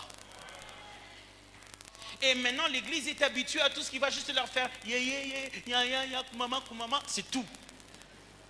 Dès que tu vas dire la parole, ils vont dire, ah non, cette parole, la musique là n'est pas vraiment, la chanson là ne m'a pas vraiment captivé. Qu'est-ce que tu pensais qu'on essaie de captiver? Parce que nous, on adore en esprit et en vérité. C'est ton esprit qui n'a pas été captivé ou ce sont tes sensations qui n'ont pas été captivées? Si tu ne connais pas l'intimité des gens, ça peut te rendre mal à l'aise. Tu vas dire, on peut Alexis, même ils ne voient pas que les gens sont là. Et ils sont comme ça, ils sont amoureux. Si tu ne connais pas ce degré d'intimité, tu vas dire tout le nom. Mais tu ne sais pas ce que c'est. Jusqu'au jour où vous savez, il y a des chants qui sont si profonds que l'église est en retard. Les jours où l'église grandit, un vieux cantique commence à redevenir à la mode. En fait, c'est l'église qui vient d'arriver au niveau de la révélation qui lui a été donnée. On va changer des répertoires. Non, pas cette chanson. Non, pas cette chanson. Ce ne sont pas les répertoires qu'il faut changer. C'est l'assemblée qu'il faut faire grandir. Quand l'assemblée mûrit, elle-même va sélectionner aisément le bon cantique, les cantiques qui nourrissent l'esprit. Alors, contemplation, vous avez compris? Action de grâce, vous avez compris? Louange, vous avez compris? Adoration, vous avez compris? La dernière chose, c'est la consécration, ça sera pour la prochaine fois. Pour l'instant, j'aimerais avoir des questions avant que vous commenciez à partir. Je vais prendre quelques questions ici. Je vais prendre une ou deux questions pour qu'on ait le temps d'adorer quand même. Okay? On a prévu un moment d'adoration. Je vais commencer par les dames. Hier, il n'y en a eu qu'une, donc je préfère commencer par les dames. Ouais? Oui, protocole, venez maman. C'est pas tous les jours que le protocole lève la main. Et au-dessus, il y a quelqu'un? J'ai vu encore une maman qui a levé la main. Vous pouvez venir, madame? Oui, vous avez la main levée, allez-y. Oui, c'est elle, oui, elle tourne la tête. Oui, c'est vous. Venez. On va prendre les dames aujourd'hui, plus. Est-ce qu'on peut nous prendre quelqu'un dehors aussi? Un monsieur, dehors? Allez-y. Allez juste à la question, hein, avant qu'eux tous puissent te dire à la question. Je préfère te prévenir déjà. Merci beaucoup, docteur. Ma question est de savoir, est-ce qu'il y a une adoration parfaite qu'un homme puisse faire? Parce que déjà que vous avez dit que l'adoration vient de Dieu. Alors, la part de l'homme dans cette relation. Alors, j'avais aussi une autre petite question. C'est la prière, adorer en esprit, au fait. Alors, de temps en temps, on pense que c'est adorer en langue. Alors, au milieu de tout ça, l'esprit ne vient pas de nous. Alors, notre part, pour qu'on adore en esprit. Super, merci. Premièrement, l'adoration ne rime pas avec l'idée de la perfection, mais avec l'idée d'être agréable à Dieu. Il ne faut pas regarder l'adoration comme une adoration parfaite, mais plutôt une adoration agréable à Dieu. C'est ça les termes que la Bible dit. Alors l'adoration qui est agréable à Dieu, que vous considérez comme l'adoration parfaite, ce n'est pas nous qui la faisons. Nous la faisons, nous adorons à travers Jésus, qui est l'offrande agréable à Dieu. Hébreu dit, par lui, offrons sans cesse à Dieu nos louanges qui sont les fruits de nos lèvres qui confessent par lui. C'est pour ça qu'on chante, on dit, j'entre dans les saints des saints, j'entre par le sang de l'agneau. Nous adorons, ce n'est pas nous que Dieu agrée. C'est Abel, non pas Abel, le vrai Abel, le sang qui crie plus que celui d'Abel. C'est Christ qui est accepté. C'est lui qui est l'offrande parfaite. Et nous adorons au nom de Jésus, par Jésus-Christ. La part de l'esprit, l'idée d'adorer en esprit suggère d'abord d'adorer avec un esprit régénéré, c'est-à-dire né de nouveau, né d'esprit, c'est-à-dire ton esprit doit être vivant. Il est certes vrai que l'expression aussi adorer en esprit a aussi cette dimension d'adorer en langue. Mais adorer en esprit ne veut pas d'abord dire en langue. Ça veut dire adorer d'abord par son esprit, par la nature intérieure d'un être humain régénéré. Il y a l'aspect d'adorer en esprit qui vient aussi avec le fait d'adorer en langue, mais aussi adorer en esprit, ça veut dire adorer par l'Esprit de Dieu, à l'aide de l'Esprit de Dieu. C'est donc que l'Esprit de Dieu nous inspire d'adorer. Ça va? Ok, allez-y. Merci. Vous avez dit que Dieu, il a ses noms par lesquels on peut l'adorer. Mais aussi, après, vous avez dit que c'est par rapport aussi à ce que nous avons vécu avec Dieu et qu'on peut avoir une certaine façon de l'appeler. Absolument. Alors, quand par exemple, je donne un exemple, je dis Dieu, tu es soit sapatunanga, comme on a déjà entendu quelqu'un dire Zambe sapatunanga. Ok. Voilà. Alors, quand on dit ça, c'est par rapport à la réalité que j'ai vécue, que peut-être que je n'avais pas de chaussures, Dieu a fait quelque chose comme ça et j'ai des chaussures. Et je commence à appeler comme ça, dans ma prière, dans mon adoration, j'appelle Dieu comme ça. Alors cette adoration ou cette appellation est-elle légitime ou il faut seulement que ça soit par ces appellations ou ces noms que Dieu a? Merci. Les noms qui sont révélés dans la Bible, ce n'est pas une liste exhaustive. Donc, c'est comme j'insiste ici, c'est aussi par l'expérience de ce qu'il a. Mais n'oubliez pas que ça doit ressembler au Dieu de la Bible. Ça doit être théologiquement correct. Il s'agit de Dieu. Vous ne créez pas un autre Dieu. Oh, désolé, les offrandes vont commencer. Vous voyez, vous avez commencé à partir du coup, les offrandes ont commencé brusquement. Je vous avais prévenu. Donc je vais prier pour que les offrandes commencent. Désolé. Abba, nous amenons devant toi ce que nous avons apporté pour ta gloire. Que ce soit vraiment pour ta gloire. Nous donnons dans ces offrandes, nous nous donnons nous-mêmes aussi pour toi. Au nom de Jésus. Amen. Et je pouvais venir prendre aussi pour moi, s'il vous plaît, ma soeur. Voilà. Alors, elle est partie? Ah ouais, ok, super. Donc je disais, ça doit être théologiquement correct, ça doit décrire le Dieu de la Bible. Je te donne un exemple. Quand tu dis par exemple que voilà, tu as eu un combat spirituel avec quoi que ce soit, avec des féticheurs ou quoi, Dieu a intervenu et tu te mets à appeler Dieu Nganga Yabanganga. C'est intéressant, ça a un lien avec ce que tu veux, ce que tu as compris. Mais après, il faut comprendre le Dieu de la Bible comme il s'est révélé déjà depuis tout le temps dans le temps. Tu viens de le découvrir, maintenant il faudra que tu découvres ce que ça signifie dans sa nature. Parce que quand tu considères Dieu féticheur, des féticheurs, tu veux en fait juste dire que tu es plus grand que les féticheurs. Mais toi, tu l'as mis dans l'ordre des féticheurs. Or, Dieu ne peut pas être féticheur. C'est-à-dire, c'est contradictoire déjà. En fait, ce que tu veux dire, tu es au-dessus des féticheurs. Le moment où tu le dis brusquement, nganga banganga, il n'y a pas de problème. Mais la connaissance de la parole de Dieu va te montrer que c'est une erreur. Ce n'est pas comme ça que ça se présente. Alors c'est pour cette raison que c'est dangereux 10 fois si tu te mets à dire tes expériences liées à ton ignorance en public pour le communiquer à toute l'église. Ça va? Ouais. Bonsoir pasteur. Je voulais savoir si l'adoration était seulement l'adoration en esprit. Si on pouvait adorer par notre esprit d'humain ou il fallait seulement connaître les saints d'esprit pour adorer. Merci beaucoup.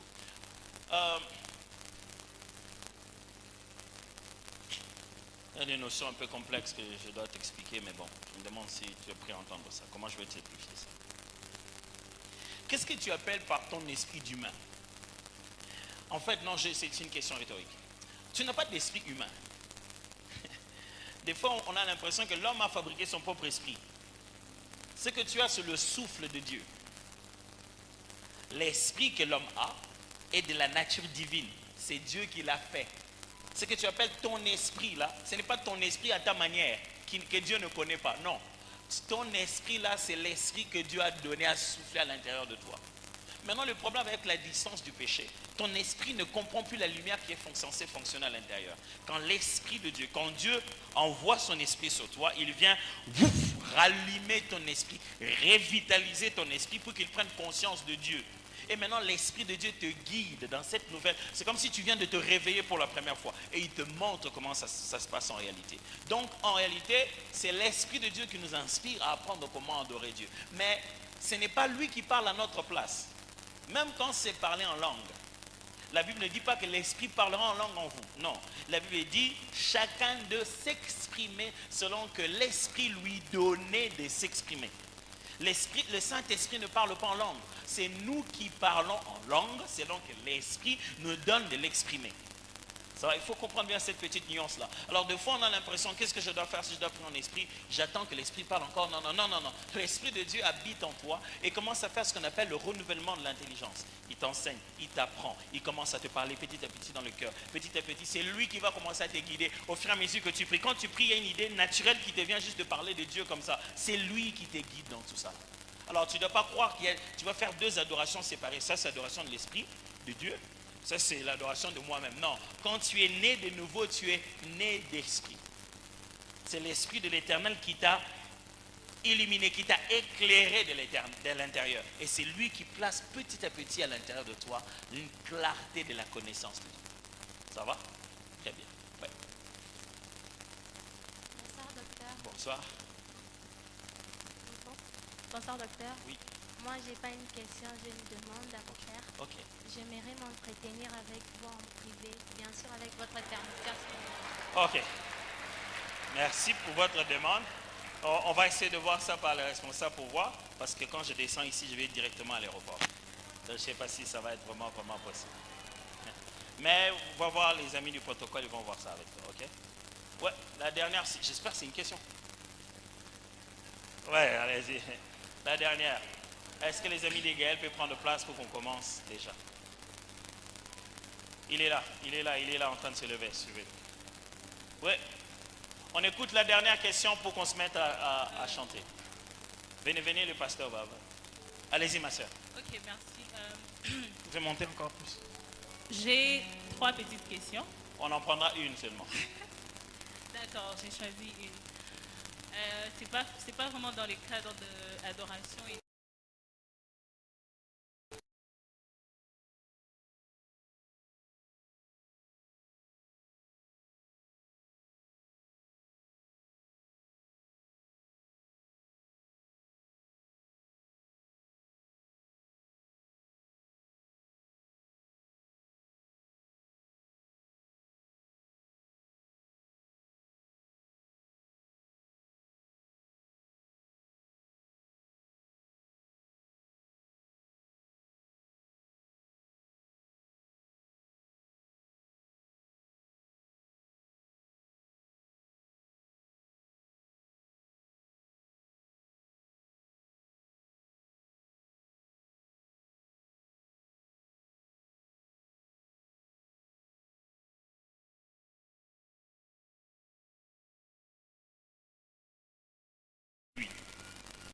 Il n'y en a pas déjà un.